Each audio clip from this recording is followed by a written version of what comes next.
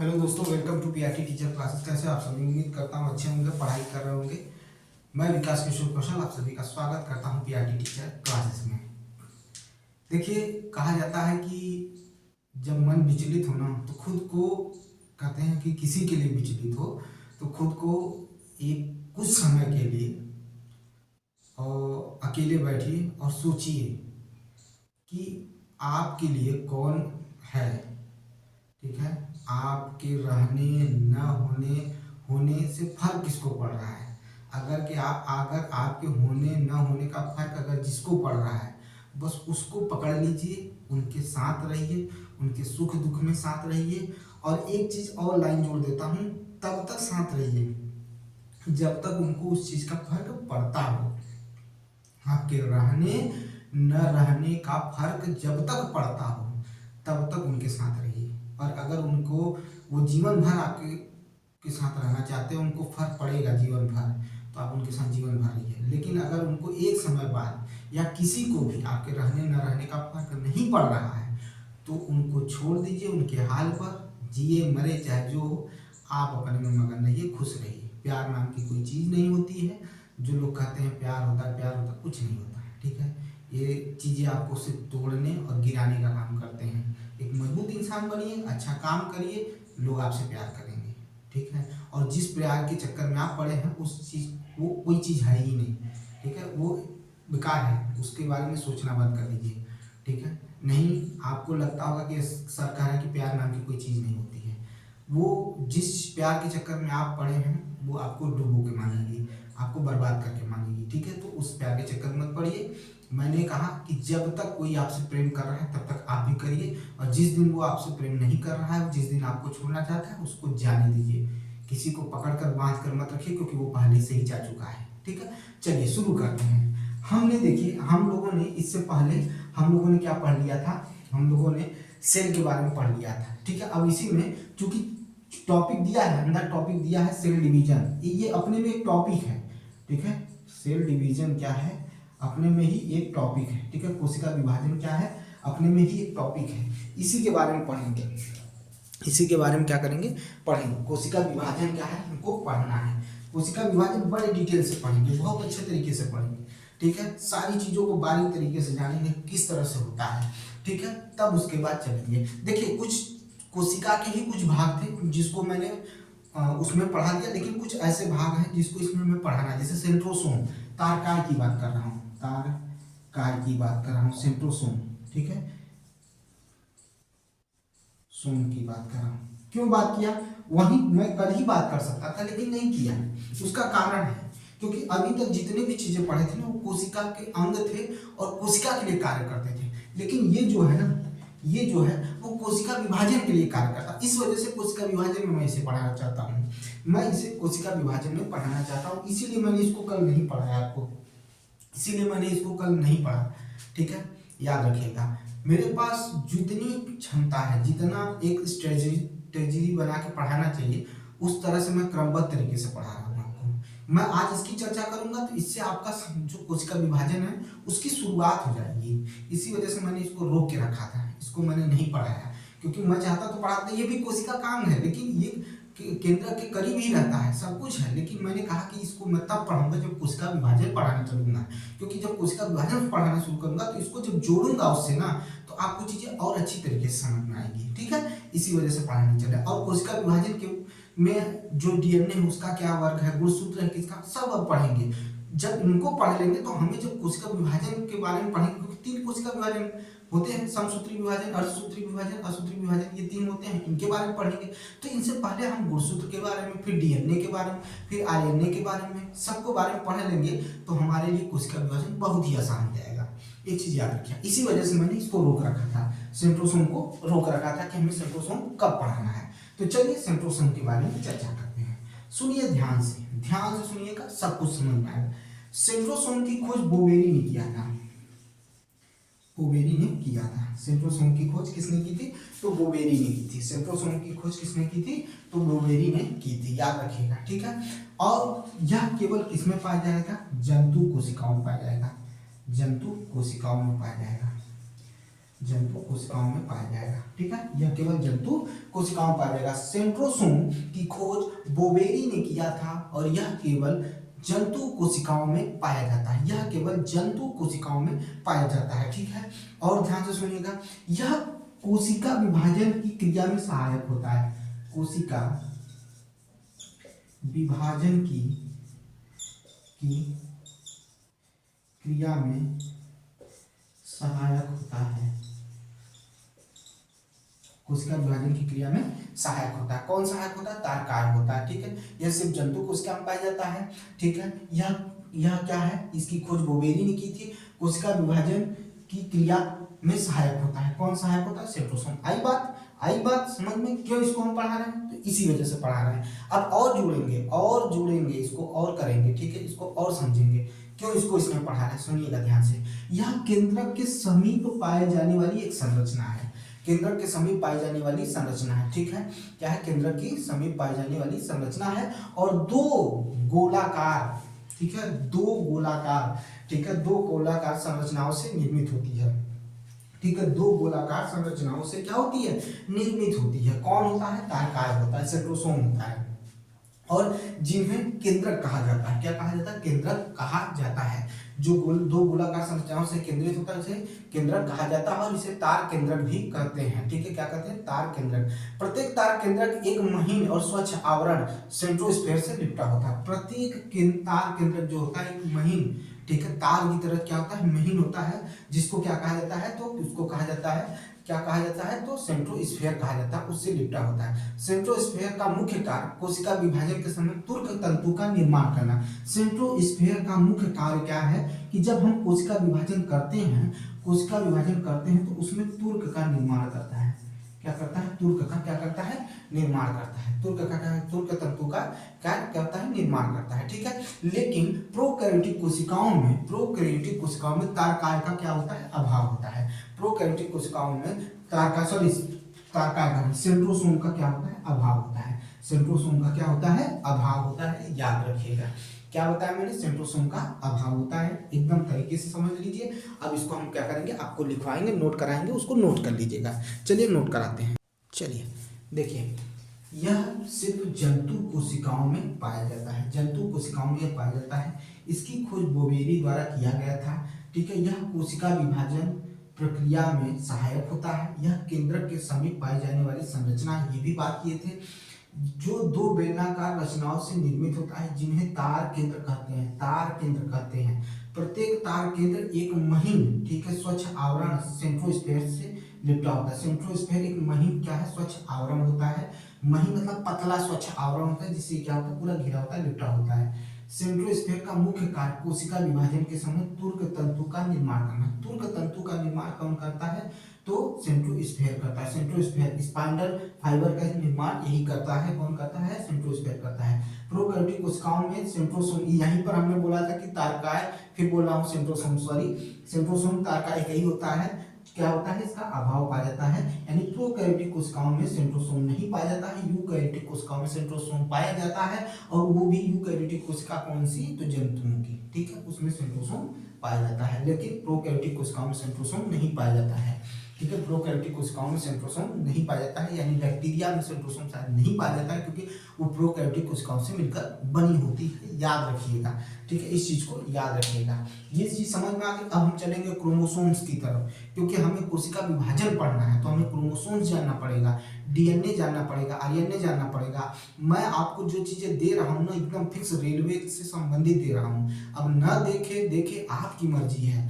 आपको सिर्फ digital board देखना है, दिखावा देखना है, देखिए, लेकिन मेरी कोशिश यही रहेगी कि जितनी मुझे जानकारी है वो मैं दे रहा हूँ, आप उसको शेयर करिए, आप उसको देखिए, वो आप पर डिपेंड करता है। मेरा काम है जो मैं कर रहा हूँ, बराबर पूरा सिलेबस मैं पढ़ाऊंगा। मैंने अगर कसम खाई है तो मैंने पढ़ाऊंगा, उसको मैंने वादा किया तो निभाऊंगा, पूरा पढ़ाऊंगा। वीडियो आप देखें चाहे ना देखें, वो आपकी मर्जी है। तो चलिए आगे चलते हैं, क्रोमोसोम्स के बारे में पढ़ेंगे। ठीक है, क्रोमोसोम्स के बारे में जानकारी लेंगे, फिर उसके बाद हम आगे बढ़ेंगे। ठीक है, ध्यान से सुनिएगा क्रोमोसोम्स के बारे में। ठीक है, उसकी चर्चा करते हैं।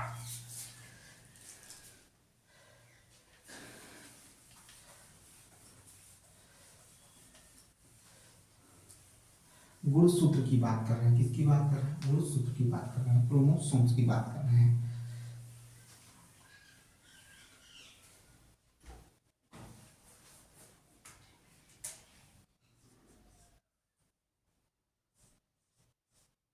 हमें एक चीज़ आपको बता देता हूँ कि अगर आपको लगता है, जैसे कि होता है ना कि कुछ चीज़ें होती हैं कि आप उन सब चीज़ों को ध्यान नहीं देते हैं, उन सब चीज़ों को आप निगलेक्ट करते हैं, याद रखिएगा कि कोयले के खान से ही हीरा निकलता है, ठीक है। आप याद रखिएगा कीचड़ में ही कमल खिलता है। तो आप अपने आप को कमजोर मत समझा करिए, कभी भी मत समझिए। कहते हैं ना कि आप सुने भी होंगे कि जैसा सोचोगे वैसा बन जाओगे, अच्छा सोचोगे अच्छा बनोगे, बुरा सोचोगे बुरा बनोगे, और जैसा सोचोगे वैसा ही आसपास का माहौल भी बन जाता है। याद रखिएगा, जैसा ही सोचोगे वैसा ही आपके आसपास का क्या हो जाएगा, माहौल भी बन जाएगा। तो अच्छा सोचो ना यार, अच्छा सोचने में क्या दिक्कत है, अच्छा सोचिए, अच्छा करिए, ठीक है। अच्छा सोचेंगे अच्छा करेंगे तो जमाना भी आपको अच्छा ही समझेगा, ठीक है। ये चीज याद रखिए, क्रोमोसोम्स, ठीक है, गुणसूत्र की बात कर रहे हैं, गुणसूत्र की बात करने चल रहे हैं, ठीक है। क्रोमोसोम्स गुणसूत्र की बात करने चल रहे हैं, याद रखिएगा, ठीक है। गुणसूत्र की बात करने चल रहे हैं, क्रोमोसोम्स की बात करने चल रहे हैं। पहले समझ लीजिए इस चीज को। इसमें पहली बार डीएनए का बहुत अहम रोल है, ठीक है। याद रखिएगा, डीएनए को ही पकड़ के चलिएगा, क्योंकि डीएनए को अगर आप समझ गए तो क्रोमोसोम्स आप समझ जाएंगे। फिर अभी भी डीएनए इसके बारे में और कुछ जानेंगे, हम डीएनए के बारे में भी चर्चा करेंगे, लेकिन पहले गुणसूत्र को तो पढ़ लें, क्रोमोसोम को पढ़ लें, उसके बाद इसके बारे में चर्चा करेंगे। इसकी खोज जो थे, ठीक है, वाल्टर फ्लेमिंग ने किया था 1882 में, ठीक है। किसने किया था, वाल्टर फ्लेमिंग ने, वाल्टर फ्लेमिंग ने 1882 में इसकी खोज की थी। किसने किया था, वाल्टर फ्लेमिंग ने 1882 में इसकी क्या की थी, खोज की थी, ठीक है। वाल्टर फ्लेमिंग ने इसकी क्या की थी, खोज की थी, ठीक है। समझ में आई बात, समझ में आया कि नहीं आया, ठीक है, समझ में आया, ठीक है। और ये धागे की तरह सदृश संरचना होती है, धागे की तरह क्या होती है, सदृश संरचना होती है, धागे की तरह क्या होती है, सदृश संरचना होती है। याद रखिएगा, ये धागे की तरह क्या होती है, सदृश संरचना होती है, जो कि यूकैरियोटिक कोशिकाओं में के केंद्रक में पाई जाती है। जो यूकैरियोटिक कोशिका होती है उसके अंदर जो केंद्रक होता है उसमें क्या होती है, ये इसी तरह से क्या होती है, पाई जाती है। याद रखिएगा, पहला बताया कि वाल्टर फ्लेमिंग ने 1882 में इसका खोज किया था, और यूकैरियोटिक कोशिका के केंद्रक में धागे के रूप में सदृश संरचना दिखाई देती है, ठीक है। और ये बना किससे होता है, ये बना किससे होता है, तो ये बना होता है दो चीजों से, ठीक है। एक होता है डीएनए, इसकी भी चर्चा करेंगे, इसको भी पढ़ाएंगे, घबराइएगा नहीं। और उसके बाद क्या होता है, हिस्टोन प्रोटीन, हिस्टोन, ठीक है, हिस्टोन प्रोटीन, ठीक है, हिस्टोन प्रोटीन, ठीक है, हिस्टोन प्रोटीन। इसमें डीएनए और हिस्टोन प्रोटीन से क्या बनता है, गुणसूत्र बनता है। डीएनए और हिस्टोन प्रोटीन से क्या होता है, गुणसूत्र बनते हैं, ठीक है। और याद रखिएगा कि इसी के ऊपर दाने जैसी संरचना पाई जाती है, दाने जैसी संरचना पाई जाती है, दाने जैसी संरचना पाई जाती है, ठीक है। दाने जैसी क्या होती है, संरचना पाई जाती है, ठीक है। क्योंकि ये डीएनए और हिस्टोन प्रोटीन से बना होता है, तो इसके ऊपर दाने जैसी क्या होती है, संरचना पाई जाती है, दाने जैसी क्या होती है, संरचना पाई जाती है, ठीक है। और इन्हें ही हम क्या कहते हैं, ये जो दाने जैसी संरचना इनके ऊपर पाई जाती है, दाने जैसी संरचना इनके ऊपर जो पाई जाती है उसी को क्या कहते हैं, जीन कहते हैं। क्या कहते हैं, जीन कहते हैं। क्या कहते हैं, जीन कहते हैं। याद रखिएगा, हम उसको क्या मान सकते हैं, जीन मान सकते हैं, ठीक है। गुणसूत्र में पाए जाने वाले न्यूक्लिक अम्लों में जीवन की सारी जानकारी छिपी होती है। इसमें न्यूक्लिक अम्ल पाए जाते हैं, क्या पाए जाते हैं, न्यूक्लिक अम्ल पाए जाते हैं, जिसमें क्या होती है, मतलब वो जानकारी, आनुवांशिक जानकारियां जो होती हैं इसी न्यूक्लिक अम्ल में क्या होती है, छिपी रहती हैं, इसी न्यूक्लिक अम्ल में पाई जाती हैं, ठीक है। न्यूक्लिक अम्ल में ही जीवन की सारी जानकारियां छिपी रहती हैं, पाई जाती हैं, ठीक है। यह जानकारी कोड के रूप में उपस्थित होती है, इसमें कोड के रूप में उपस्थित होती है, कोड के रूप में, ठीक है, कोड के रूप में पाई जाती है, ठीक है। ये जानकारी क्या होती है, कोड के रूप में पाई जाती है। इन्हें अनुवांशिक कोड भी कहा जाता है, इन्हें क्या कहा जाता है, अनुवांशिक कोड भी कहा जाता है। अब ध्यान से सुनिएगा, न्यूक्लिक अम्ल को दो भागों में बांट सकते हैं। एक क्या होता है आपका, क्या होता है, डीएनए होता है, और एक क्या होता है आपका, आरएनए होता है। न्यूक्लिक अम्ल दो प्रकार के होते हैं, एक होता है डीएनए और एक होता है आरएनए, ठीक है। एक होता है डीएनए और एक होता है आरएनए। न्यूक्लिक अम्ल दो प्रकार के होते हैं, एक होता है डीएनए, एक होता है आरएनए। एक होता है डीएनए और एक होता है आरएनए न्यूक्लिक अम्ल होता है, ठीक है।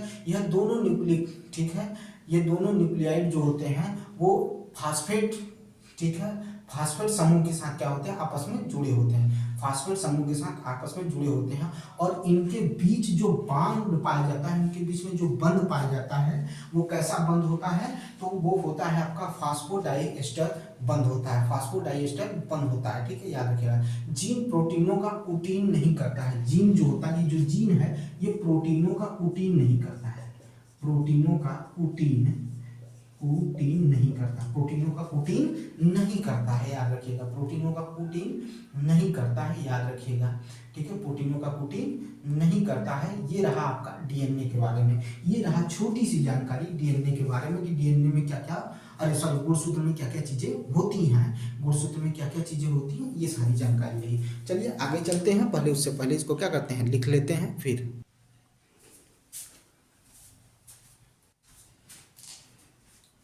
चलिए देखिए, समझने की कोशिश करिएगा और इसको देखिएगा। ठीक है, दो मिनट देखिए। इसकी खोज वाल्टर फ्लेमिंग ने 1882 ईस्वी में की थी। यह धागे जैसी सदृश संरचना होती है। कौन होता है, तो हम किसके बारे में पढ़ें, गुणसूत्र के बारे में पढ़ें, जो यूकैरियोटिक कोशिका में पाई जाती है। यह डीएनए और हिस्टोन प्रोटीन का बना होता है। गुणसूत्र जो होता है, आपसे क्वेश्चन पूछेगा कि गुणसूत्र किससे बने होते हैं, तो डीएनए और हिस्टोन प्रोटीन का बना होता है। ठीक है, का बना होता है। इनके ऊपर दाने के समान संरचना पाई जाती है जिसे जीन कह सकते हैं। गुणसूत्र में जीन की सारी जानकारी छिपी होती है। यह जानकारी कोड के रूप में छिपी होती है। न्यूक्लिक अम्ल दो प्रकार के होते हैं, डीएनए होता है, आरएनए होता है। न्यूक्लिक अम्ल में पाए जाने वाले बंध फास्फोडाइएस्टर बंध होते हैं। जीन प्रोटीनों का कूटन नहीं करता, कूटन मतलब तो कोड नहीं करता है।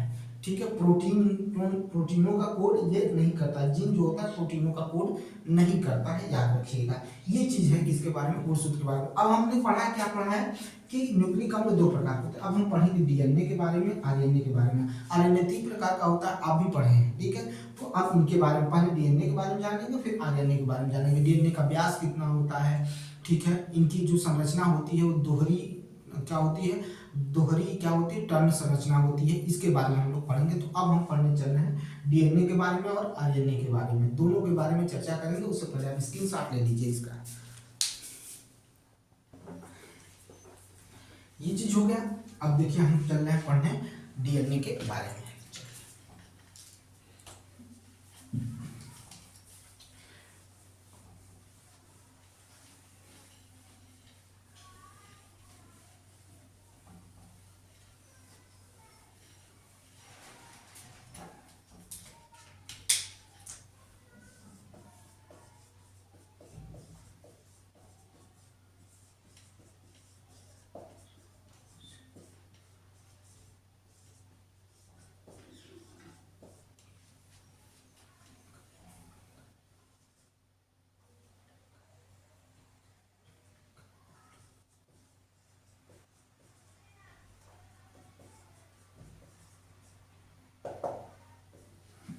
डीऑक्सीराइबोज न्यूक्लिक एसिड या डीऑक्सीराइबोज न्यूक्लिक अम्ल।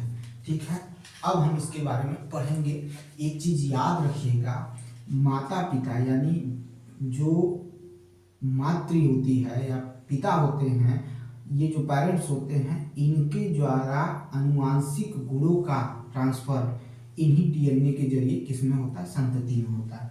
ठीक है, यानी जनक और जननी के माध्यम से या जनक और जननी के जो गुणसूत्र होते हैं उसमें जो भी मैसेज होता है, जो भी अनुवांशिक कोड होते हैं, वो डीएनए के जरिए क्या हो जाता है, संतति में पहुंच जाता है।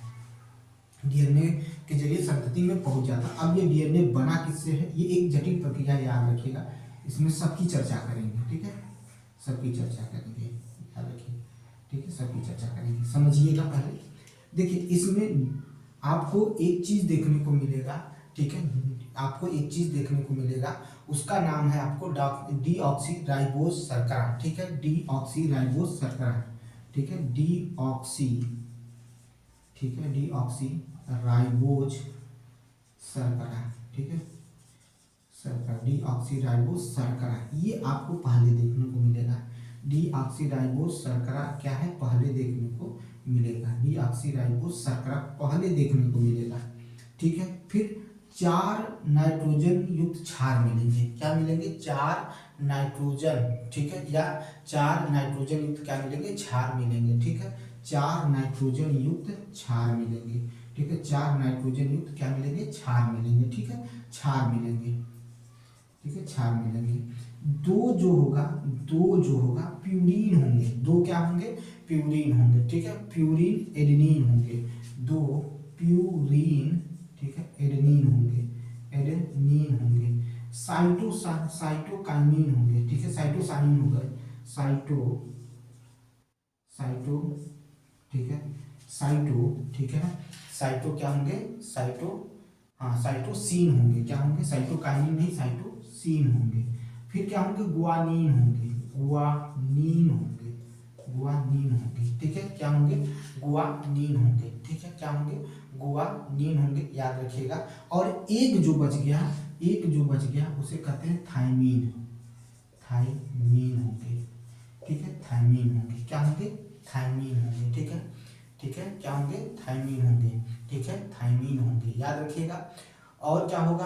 तो एक पाइरेमेडिन होंगे, ठीक है, क्या होंगे? पाइरेमेडिन, इसको नीचे लिख लीजिए, पाइरेमेडिन, ठीक है, ठीक है, और ये दो के क्रम में होंगे, दो पाइरेमेडिन होंगे, ठीक है, दो क्या होंगे? पाइरेमेडिन होंगे, ठीक है, पाइरेमेडिन होंगे, दो होंगे, ठीक है। देखिए इतनी चीजें क्या होंगी को संयोजन करके क्या बनेगा? डीऑक्सी जो होगा आपका डीऑक्सीराइबो न्यूक्लिक एसिड बनने को आपको बनता हुआ दिखाई देगा। क्या होगा? पहले डीऑक्सीराइबो शर्करा होगा, फिर 4 नाइट्रोजन युक्त क्षार होंगे, फिर उसके बाद पाइरेमेडिन होगा, 2 प्यूरिन एडेनिन होंगे, साइटोसिन होंगे, ग्वानिन होंगे और थायमिन होंगे। इतनी चीजें क्या करेंगे? इसको बनाएंगी, ठीक है, इसको बनाएंगे तब जाकर ये बनेगा, यह अम्ल बनेगा, ठीक है, याद रखिएगा।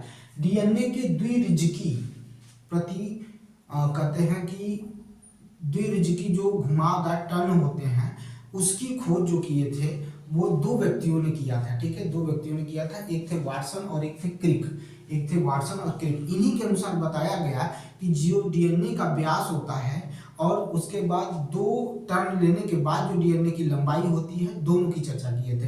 तो डीएनए का जो व्यास होता है 20 एंगस्ट्रॉम होता है और इसके एक टर्न की लंबाई 34 एंगस्ट्रॉम होता है।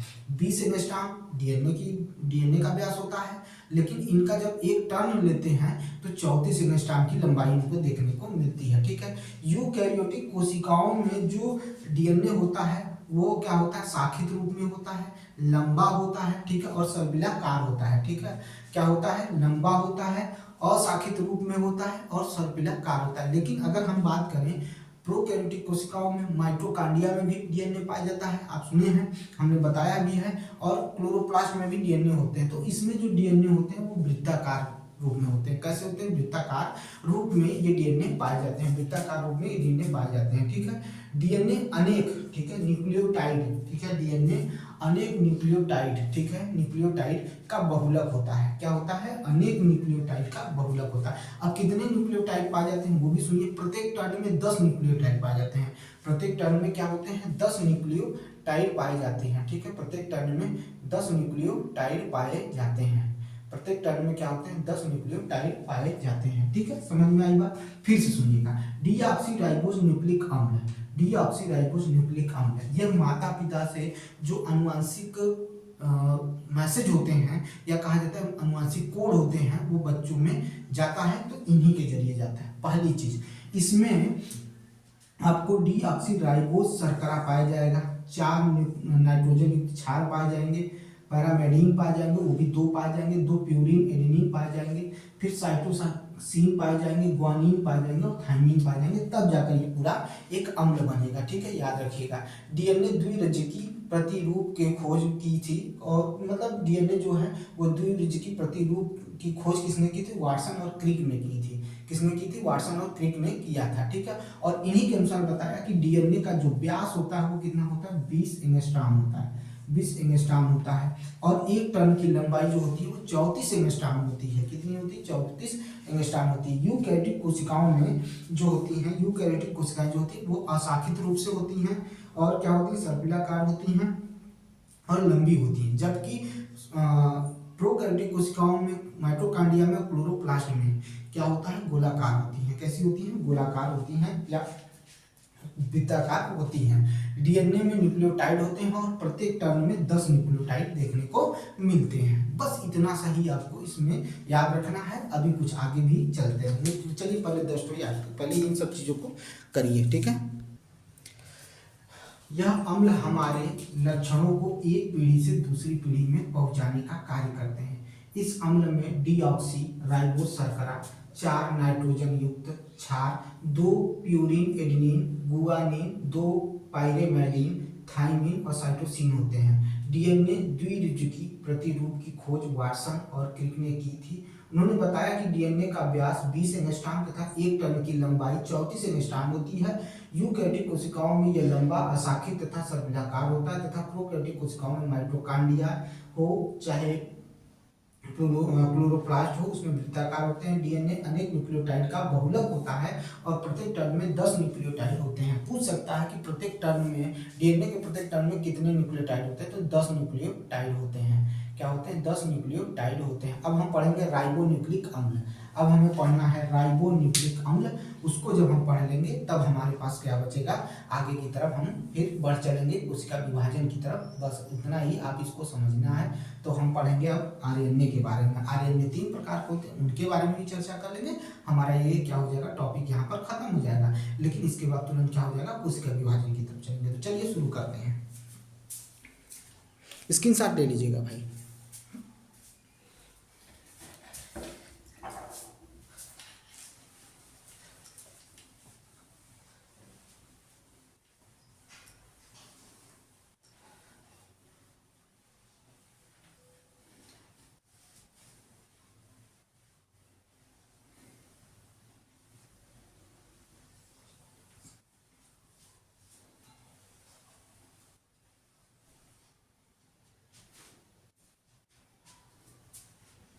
चलिए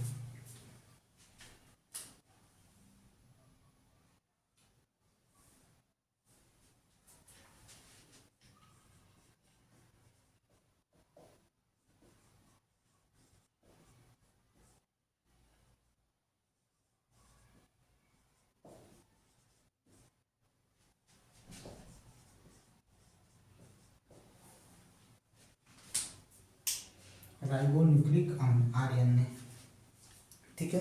आरएनए के बारे में हम क्या करेंगे, चर्चा करेंगे। राइबोन्यूक्लिक अम्ल आरएनए के बारे में चर्चा करेंगे।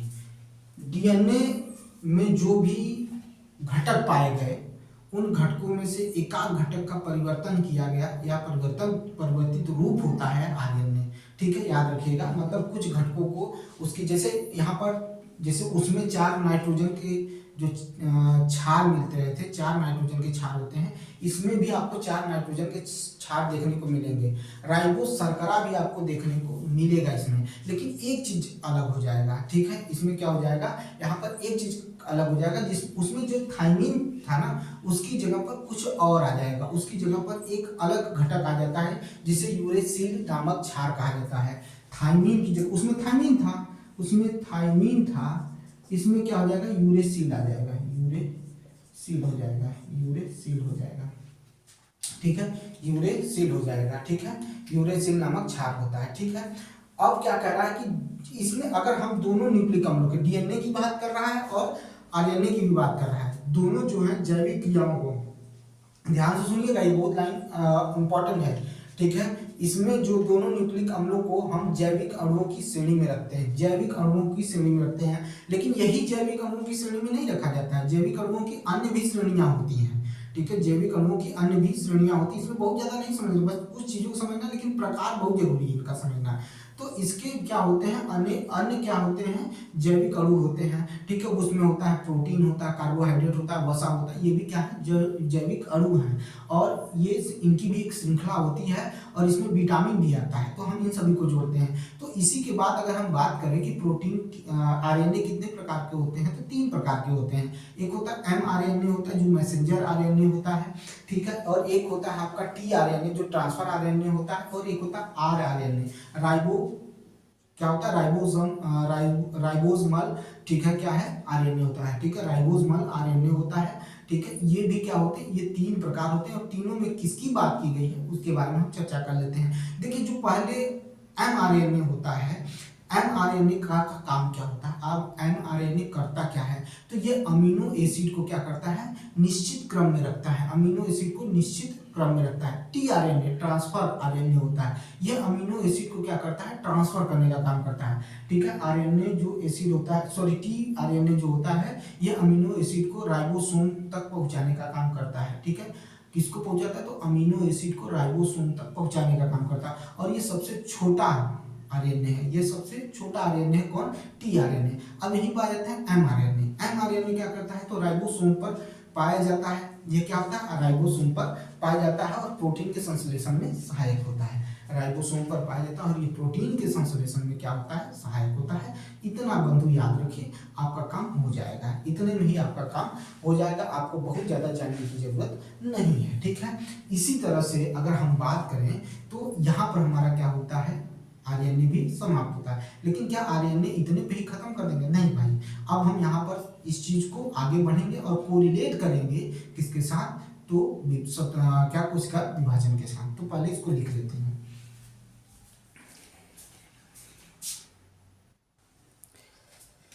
यह अम्ल केवल कुछ विषाणुओं का ही अनुवांशिक क्या है, पदार्थ है।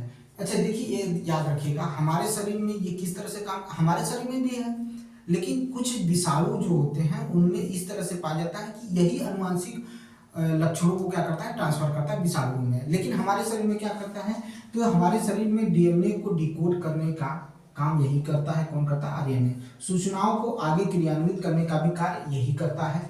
इन सूचनाओं से ही हमारे शरीर में प्रोटीन का संश्लेषण होता है। यानी जो ये आरएनए है, डीएनए को क्या करता है, डिकोड करने का काम करता है, सूचनाओं को आगे बढ़ाता है और उसकी वजह से क्या होता है, प्रोटीन का संश्लेषण होता है, ठीक है। हमारे शरीर में प्रोटीन का संश्लेषण होता है। इस अम्ल में राइबोज, शर्करा एवं 4 नाइट्रोजन क्षार होते हैं, जैसे डीएनए में थे इसमें भी हैं। यहाँ बस यही हो जाता है कि थाइमिन क्षार की जगह पर यूरेसिल नामक क्षार होता है, जबकि अन्य क्षार समान होते हैं। यहाँ दोनों न्यूक्लिक अम्लों में हम जैविक अणुओं की श्रेणी में रखते हैं, जबकि अन्य अणु भी होते हैं, जैसे कि जैविक अणु होते हैं, कार्बोहाइड्रेट, वसा, विटामिन, ये सब भी क्या होते हैं, प्रोटीन, ये भी क्या है, आपके जैविक क्या है, अणु है, ठीक है। याद रखिएगा, जैविक अणुओं की बात कर रहे हैं, ठीक है। अब क्या कर रहा है कि जो आरएनए है वो 3 प्रकार के होते हैं, आरएनए जो है वो 3 प्रकार के होते हैं, इसका स्क्रीनशॉट ले लीजिएगा।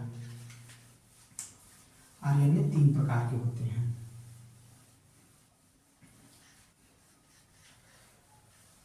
ध्यान से सुनिएगा।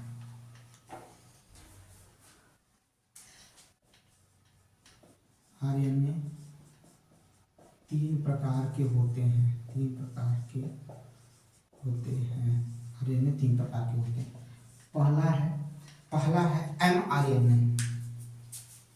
mRNA तो मिनट इन पे डाल ले भाई।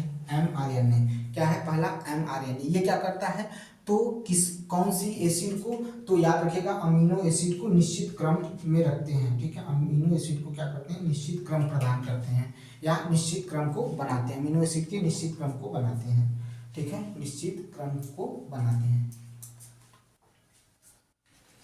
mRNA, ठीक है, mRNA, ठीक है, mRNA, ठीक है, मैसेंजर आरएनए, ठीक है, मैसेंजर आरएनए।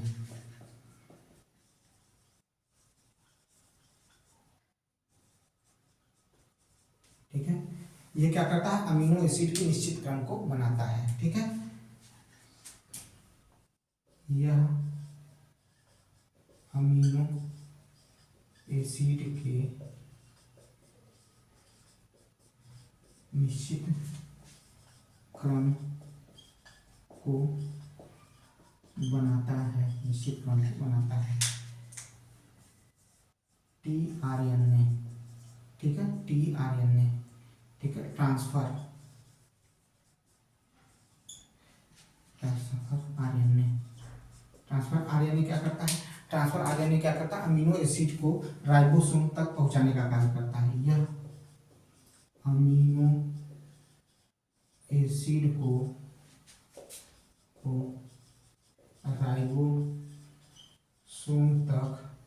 राइबोसोम तक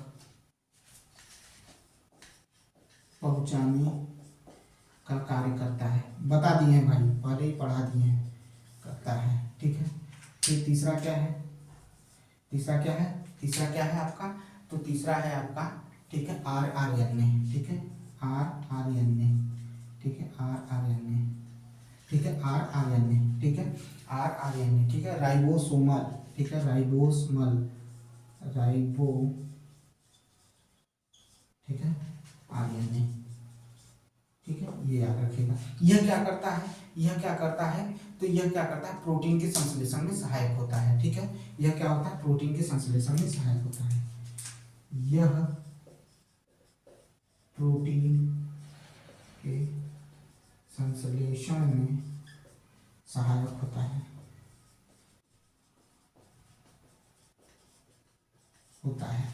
प्रोटीन के संश्लेषण में क्या होता है, सहायक होते हैं। इन्हीं के बारे में बस इतना जानते रहिए, इससे ज़्यादा आपको जानने की इसमें जरूरत नहीं होती है, इससे ज़्यादा जानने की जरूरत नहीं है। हाँ, एक चीज़ याद रखिएगा, एक विज्ञान जो आर्यन समझने की कोशिश करिएगा, जो न्यूक्लिक अम्ल की खोज करने वाले थे, उनका नाम था क्या था, फ्रेडरिच मीसर थे। फ्रेडरिच मीसर ने 1868 ईस्वी में दोनों न्यूक्लिक अम्लों की खोज की थी। याद कर सकते हैं, न्यूक्लिक अम्ल की खोज कौन किए थे, फ्रेडरिच मीसर ने किए थे, फ्रेडरिच मीसर ने किया था। और गुणसूत्र के बीचों, मतलब गुणसूत्रों में एक जैली पदार्थ पाया जाता है जिसे मैट्रिक्स कहा जाता है, ये भी याद रखिएगा, ठीक है। इन्हीं गुणसूत्रों का क्या होता है, एक निश्चित क्या होती है, संख्या होती है। जैसे मनुष्यों में 46 होता है, मनुष्यों में क्या होता है, 46 होता है मेल। और याद रखिएगा, मेल सेक्स क्रोमोसोम जो होते हैं, अगर बात करें तो वो एक्स वाई के टर्म में होते हैं, जबकि अगर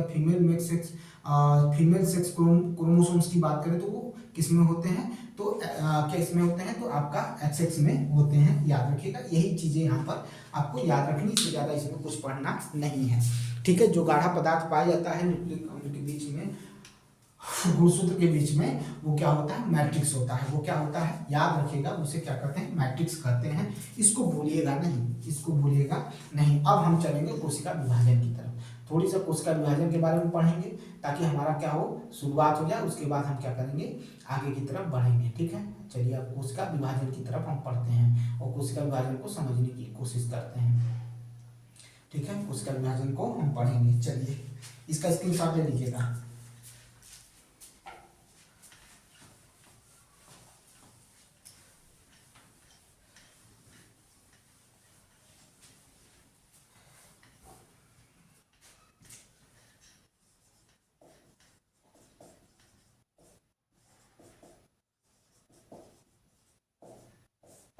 कोशिका विभाजन क्या पढ़ना है, कोशिका विभाजन के बारे में पढ़ना है। चलिए कोशिका विभाजन शुरू करते हैं, कोशिका विभाजन के बारे में देखते हैं, ठीक है।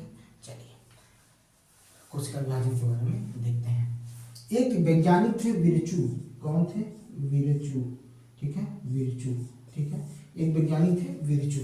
इन्होंने ही क्या देखा था, इन्होंने पहली बार देखा था कि एक जो है मातृ कोशिका है, दो क्या हो रहा है, संतति कोशिका को जन्म दे रहा है, ठीक है। इन्होंने ही पता किया था, इन्होंने ही जाना था। कौन जाना था, तो विरचू ने जाना था। कौन समझा था, विरचू ने देखा था, ठीक है। और पहली बार देखा था। और कब देखा था, तो 1865 में देखा था।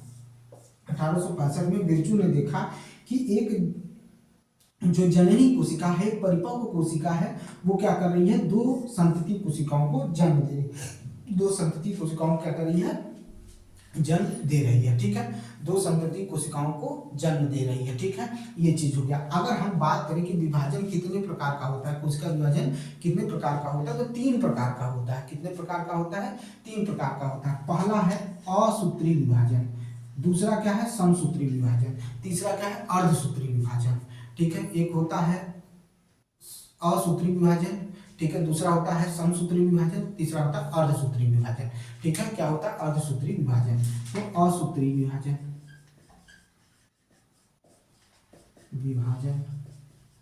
ठीक है, ठीक है, असूत्री विभाजन, जिसे एमीटोसिस कहते हैं। क्या कहते हैं, एमीटोसिस डिवीजन कहते हैं, एमीटोसिस डिवीजन कहते हैं, ठीक है, एमीटोसिस डिवीजन कहते हैं। फिर समसूत्री विभाजन, समसूत्री विभाजन, ठीक है, समसूत्री विभाजन क्या कहते हैं, समसूत्री विभाजन कहते हैं, ठीक है, जिसे मिटोसिस डिवीजन कहा जाता है। क्या कहा जाता है, मी मीटोसिस मीटोसिस डिवीजन कहते हैं, डिवीजन कहते हैं, मीटोसिस डिवीजन कहते हैं। फिर तीसरा क्या है, अर्धसूत्री विभाजन, ठीक है, अर्धसूत्री विभाजन, अर्धसूत्री विभाजन, अर्धसूत्री विभाजन क्या है, अर्धसूत्री विभाजन है, ठीक है, अर्धसूत्री विभाजन है, याद रखिएगा।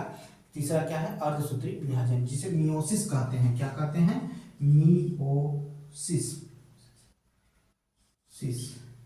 डिवीजन, मियोसिस डिवीजन कहते हैं, क्या कहते हैं, मियोसिस डिवीजन कहा जाता है, ठीक है, मियोसिस डिवीजन कहा जाता है, याद रखिएगा, मियोसिस डिवीजन कहा जाता है। समसूत्री विभाजन, सॉरी, असूत्री विभाजन, समसूत्री विभाजन, फिर अर्धसूत्री विभाजन, अर्धसूत्री विभाजन, मियोसिस, ठीक है, मियोसिस याद रखिएगा। ये 3 तरह के विभाजन आपको देखने को मिलेगा। अब सुनिएगा, पहले थोड़ा सा परिचय करा देते हैं असूत्री विभाजन। यह पाया जाता है नीलहरी शैवाल में, जीवाणुओं में पाया जाता है, ठीक है, प्रोटोजोआ में पाया जाता है, याद रखिएगा, किसमें किसमें पाया जाता है, तो यह पाया जाता है पर्णहरित शैवाल में पाया जाता है, सॉरी नीलहरित शैवाल में पाया जाता है, जीवाणुओं में पाया जाता है, प्रोटोजोआ होते हैं, कुछ प्रोटोजोआ में भी पाया जाता है, ठीक है, कुछ प्रोटोजोआ में भी क्या होता है, पाया जाता है, ठीक है, और कुछ विषाणुओं में भी यह पाया जाता है, याद रखिएगा, यह पाया जाता है। जबकि समसूत्री विभाजन जो है, समसूत्री विभाजन जो है, समसूत्री विभाजन जो है, उसके बारे में थोड़ा सा क्या है, चेंज है, थोड़ी सी चीजें क्या है, चेंज है। इसमें क्या होता है, यह कायिक कोशिकाओं में पाया जाता है, यह विभाजन जो है कायिक कोशिकाओं में पाया जाता है। कायिक कोशिकाएं अभी हम आगे आपको पढ़ाएंगे, याद रखिएगा। इसमें क्या होता है, एक कोशिका से 2 पुत्री कोशिकाओं का निर्माण होता है, याद रखिएगा।